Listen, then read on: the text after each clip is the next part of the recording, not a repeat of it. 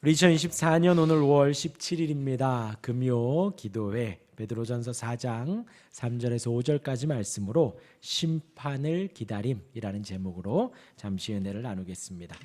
오늘 새벽 4장을 들어갔습니다. 예수 그리스도의 육체적인 고난과 죽으심, 그것으로 우리가 갑옷을 삼아야 된다 했습니다. 예수님의 십자가 죽음으로 우리의 육체도 고난과 죽음을 당합니다. 예수님은 육신을 입은 그 육신이 고난을 당하셨고 죽음을 당하셨습니다. 그러나 우리의 육체는 그 예수님의 고난과 죽음과 같은 의미가 아니라고 새벽에 말씀드렸어요. 우리의 육체는 우리의 정욕과 본성을 말합니다. 그러하기에 우리가 예수님과 함께 육체의 죽음을 당한 것은 우리의 육신의 생명의 죽음을 당한 것이 아니라 우리의 본성과 우리의 정욕이 죽음을 당했다라는 것입니다. 십자가에 함께 죽었다라는 것을 말하죠. 그러하기에 우리는 그 육신을 따라 살아가지 않고 하나님의 뜻을 따라 살아가게 됩니다. 하나님의 은혜를 받았으면 그렇게 됩니다. 예수님이 날 위해서 죽으셨다라는 것이 우리 마음 안에 있으면 그 은혜와 사랑을 아는 사람들은 그 후에 하나님의 뜻을 따라 살아가게 됩니다. 그것이 1절과 2절의 말씀입니다. 이어서 베드로는 거듭나지 않은 사람들이 범하는 죄악을 다시 한번 지적을 합니다. 구체적으로 말하지요. 당시에 흔히 있던 관습을 언급한 것입니다. 성도들이 심판을 기다리며 그렇게 살지 않고 어떻게 살아야 할지 말하고 있습니다. 오늘 3절, 4절, 5절 한번 한 절씩 간단히 한번 살펴봅니다. 우리 3절 다시 한번 읽어보겠습니다. 시작. 너희가 음란과 향락과 이방인의 뜻을 따라 행한 것은 지나간 때로 족하도다. 한마디로 성도들에게 너는 과거에 살았던 것처럼 이방인들과 같이 살지 말라는 권면을 하는 것입니다. 음란, 정욕, 술 취함, 방탕, 향락, 무법한 우상숭배. 물론 이 모든 것을 모든 이방인들이 다 하는 것은 아닙니다. 이방인들 중에도 불신자들 중에도 우리말로 착하게 사는 사람들이 있다는 것이죠. 존귀하게 살아가고 흠잡을 데 없이 어느 누가 봐도 꼭 장로님처럼, 어느 누가 봐도 꼭 목회자처럼 그렇게 살아가는 사람도 있다는 것이지요. 그러나 그들이든 우리든 우리가 인간은 사람은 근본적으로 아무리 거룩한 성도라 할지라도 이러한 죄악에 빠져 있다라는 거예요. 빠져 있다는 것입니다. 자기 속에 그 죄악의 씨앗을 가지지 않은 사람은 아무도 없다는 것입니다. 우리 한 단어씩 좀 보면요. 음란함은 성적인 죄악을 말합니다. 그 음란함에 빠진 사람들은 부끄러움을 몰라요. 통제력을 상실합니다. 성적인 부도덕함, 더러움, 그것이 밖으로 표출된 사람을 말하는 거예요. 그렇죠? 우리가 어떤 그러한 미디어를 접하거나 그러한 말들을 듣거나 언행을 우리가 볼 때에 우리의 생각 속에도 잠시 그러한 생각이 지나갈 수 있습니다. 우리의 마음에도 잠시 그러한 생각이 들 수도 있지요. 그러나 바깥으로 실행한 사람은 그리 많지 않습니다. 그러하나 그 여기에서 말하는 음란은 그렇게 밖으로 실행하는 사람들, 그러한 문란한 사람들을 말합니다. 그런 성적인 죄를 말하고요. 정욕은 육욕을 말합니다. 인간의 죄악된 욕심들을 말하지요. 탐욕이라고도 합니다. 하나님 주신 것 이상의 것을 계속해서 취하려 하는 거죠. 내가 가진 것에 만족하지 못하고 더 취하려고 하는 탐욕을 말합니다. 욕심에 이끌려 살아가지요. 절제하지 못합니다. 절제해야 되는데, 그만둬야 되는데 그만두지 못하는 거죠. 더 취하려고 합니다. 그것에만 몰두해 살아가는 거예요. 그것이 주인 되어 사는 거죠. 우리가 말씀이 주인 되어야 되고 하나님의 인도하신 바 되어 살아가야 하는데, 그러한 육적인 욕심이, 탐욕이 우리에게 주인이 되어서 그것에 휩쓸려 살아가기도 한다는 것이지요. 또 술 취함은 과도하게 술을 섭취하는 것입니다. 과도하게. 술은 이제 우리나라에서 세상 사람들과 우리나라에서만큼은 세상 사람들과 성도를 구별하는 어느 정도의 척도가 되기도 합니다. 적어도 우리나라에서는 사실 그러합니다.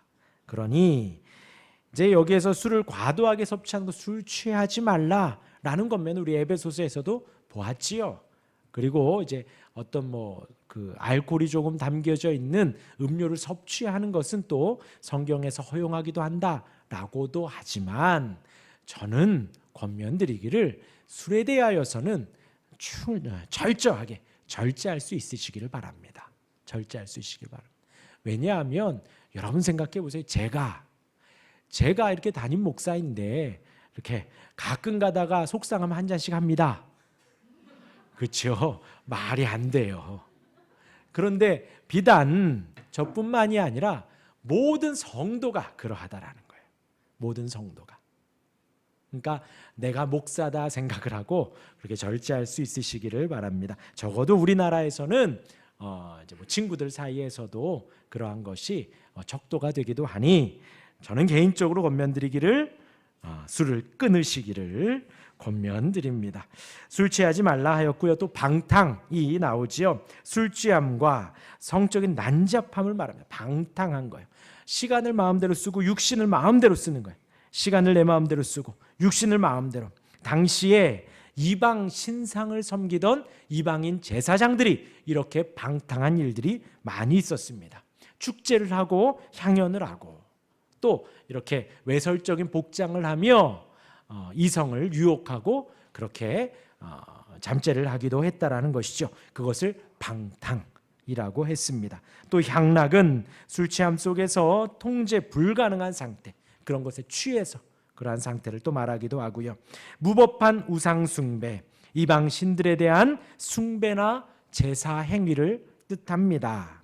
그렇죠? 여기 있는 저와 여러분들은 적어도 그렇게 이방 신상을 향하여서 절을 하지는 않습니다. 경배하지는 않죠. 하지만 우리의 마음 안에도 하나님 아닌 다른 것들을 의지하고 있다면 그 모든 것이 우리에게 우상 숭배가 되어집니다.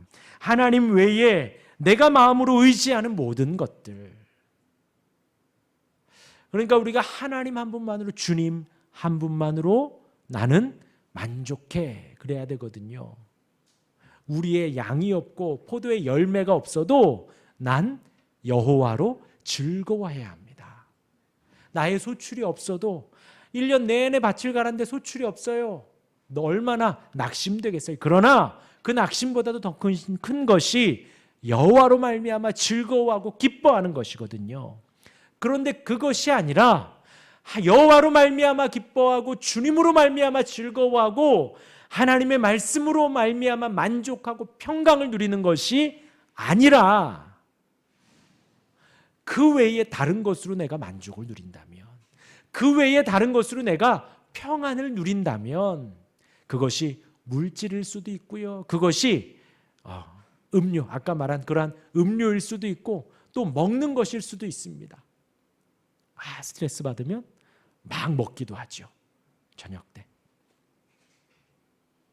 그런 것이 내 안에 만족이 되고 내 안에 평안을 준다면 그것이 우상숭배라는 거예요. 혹은 부모님이 그럴 수도 있습니다. 혹은 자녀들이 그럴 수도 있습니다. 혹은 배우자가 그럴 수도 있고 혹은 이성 친구가, 동성 친구가 그렇게 하나님 자리를 대신할 수도 있습니다.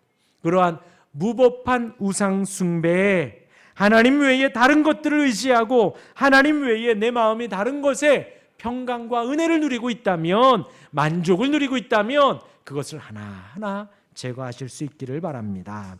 기억할 것은요, 지금 말한 이러한 죄악은 지금이나 당시나 그리고 여기 있는 우리 성도들이나 불신자들이나 모든 인류에게 널리 퍼져 있었다라는 것이죠. 이미 모든 사회가 이러한 수많은 죄악들로 가득 차 있습니다. 가득 차 있습니다. 여기를 벗어나더라도 우리가 TV만 켜도요, 죄악들이 미디어가 몰려오는 게 아니라 죄악들이 몰려오는 거예요. 친구들을 만나도요, 뭐 동성 친구를 만나든 이성 친구를 만나든 뭐 믿는 친구를 만나든 안 믿는 친구를 만나든 그런 죄악들로만 가득한 게 사실 이 세상들입니다. 그러한 죄악의 부패에서 오늘 베드로는 자유로울 사람이 없다라는 거예요. 하나님 앞에 순결한 사람도 없다는 것이죠. 그러하기에 이러한 상황 속에서, 이러한 세상 속에서 저와 여러분들, 우리 성도들은 주님을 찾고 주님을 사랑하고 주님을 예배하는 우리 성도들은 거룩하게 정결하게 살아가라는 것입니다. 왜냐하면 당시에도 성도들 중에, 유대인들 중에 여호와 하나님을 섬긴다고, 별들을 세시는, 우리 아까 찬양한 대로 별들을 세시는 위대하신 주님을 섬긴다고 하면서도 마음의 진실은 그렇지 않은 이들이 많았다. 지금도 마찬가지죠. 우리가 교회 다닌다고는 하지만, 우리가 신앙생활 한다고는 하지만 아까 말한 대로 불신자들보다 더 경거망동하게 살아가는 사람들도 많이 있다라는 것입니다. 우상을 섬기는 자들도 많이 있다는 것이지요. 이러한 상황 속에서 베드로는 뭐라고 하느냐? 지나간 때로 족하도다. 족하도다. 예전에 내가 해왔던 그때로 족하다, 충분하다, 이제 그만해라. 그렇게 지나간 때를 돌이키며 생각하면서 이제는 하지 말아라, 이제는 회개해라, 이제는 돌이켜라 라고 강력하게 촉구하는 것입니다. 죄악된 삶에서, 방탕함에서, 무법한 우상숭배에서 돌이키라는 것입니다. 불신자였을 때에 지금 성도로 살아가는 이때를 우리가 살아가더라도 그때에 내가 이랬지, 지나간 때로 족하도다. 내가 그때는 이러했었지, 지나간 때로 족하도다 하며 회상하며 돌이키라는 거예요. 이제 그만하라는 것이지요. 혹은 우리가 주님의 빛, 말씀의 빛, 성령의 인도하심을 받은 후에도 보다 더 정결한 생활로 변화되는 일이 없다면 우리의 신앙을 돌아봐야 한다는 거예요. 계속 말씀드리지요. 저와 여러분들이 위대하신 하나님을 찬양하고 별들의 이름을 지으신 하나님을 높이며 온 세상을 다스리시는, 죽음도 이기신 부활하신 주님을 섬기는 이유는 이 땅에서 건강히 살려는 것이 아니에요. 부자로 살려는 것이 아닙니다. 이 땅에서 성공하려는 것이 아니에요. 하나님의 자녀로 살기 위함입니다. 성도로 살기 위함입니다. 지나간 때로 족하도다, 그것을 소망하며 사는 것이 아니라 성도로서 정결한 삶을, 주님 다시 오심을 소망하며 그 신부로 살아가기를 소망하며 사는 거예요. 우리의 신앙의 목적은 오직 그 하나입니다. 그러하기에 그렇게 변화되는 것이 생각해 보니까 없는 것 같아, 조금 더딘 것 같아. 그러하면 돌아보고 돌이키고 어떻게 해요? 지나간 때로 족하다, 붙점을 딱 찍고 이제 돌이키라는 것입니다. 만약 그렇지 않다면 그보다 어리석은 일이 없다는 거예요. 이어서 우리 4절 읽겠습니다. 우리 4절 시작. 이러므로 너희가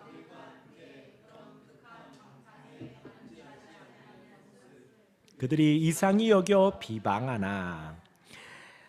그렇게 돌이켜 성도가 되었을 때 우리의 삶은 실로 크게 변합니다. 정말 변해요. 살아가는 이유가 바뀝니다. 삶의 목적이 바뀌고 방향이 완전히 바뀝니다. 180도 바뀌어요. 359도 바뀌는 게 아닙니다. 한 바퀴 삥 돌아서 그 자리로 돌아오는 것이 아니고 180도 바뀝니다. 그러기에 세상 사람들과 같이 살 수 없습니다. 살 수 없어요. 달라요. 아무리 바르게 사는 불신자여도 그렇지 않아요. 성도와는 확연히 차이가 납니다. 삶의 목적이 다르고 이유가 다르고 생명의 근원이 다르고 우리가 기뻐하는 포인트가 다릅니다. 그들이 즐거워하는 포인트가 다르고 우리가 기뻐하고 즐거워하는 포인트가 달라요. 그리고 성도들의 신실한 삶과 거룩한 삶의 대하여서 우리가 그렇게 방향이 바뀌어서 한 걸음 한 걸음 살아갈 때 이방인들은, 불신자들은 우리를 응원해줘요? 그래 잘한다 잘한다. 아니요. 우리를 향해 비방합니다. 손가락질합니다. 어리석다고까지 바보라고 해요. 바보라고. 그러한 비난과 비방을 받는다 해도 믿음과 신앙의 용기를 잃어서는 안 된다고 4절은 지금 말하고 있는 거예요. 그들이 이상히 여겨 비방하나 그러나 괜찮다라는 것이죠. 이어서 우리 마지막 5절 읽겠습니다. 시작. 그들이 산자와 죽은 자를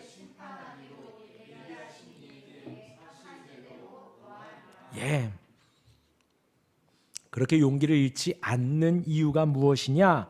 하나님의 심판이 있다는 것입니다. 세상 사람들의 공격과 비방 속에서 우리가 버틸 수 있는 것은, 우리가 괜찮은 이유는 예수님이 다시 오셔서 심판하시기 때문입니다. 주님은 산자와 죽은 자를 분명히 심판하십니다. 우리 성도들은 그들에게 비방을 받지만 궁극적으로는 하나님으로부터 칭찬을 받습니다. 그들은 우리 성도들을 비방하지만 궁극적으로 우리를 비방하는 게 아니라 하나님을 비방하는 것입니다. 그러하기에 우리는 그 심판을 기대하고 고대합니다. 그리고 그들은 심판을 두려워하고 무서워합니다. 중요한 것은 산자든 죽은 자든 성도든 불신자든 하나님은 공의로 심판하신다는 것입니다. 성도들은 이 같은 심판 속에서 예수 그리스도를 의지하여 그 시간을 기다립니다. 우리는 예수님을 의지해서 그 시간을 기다려요.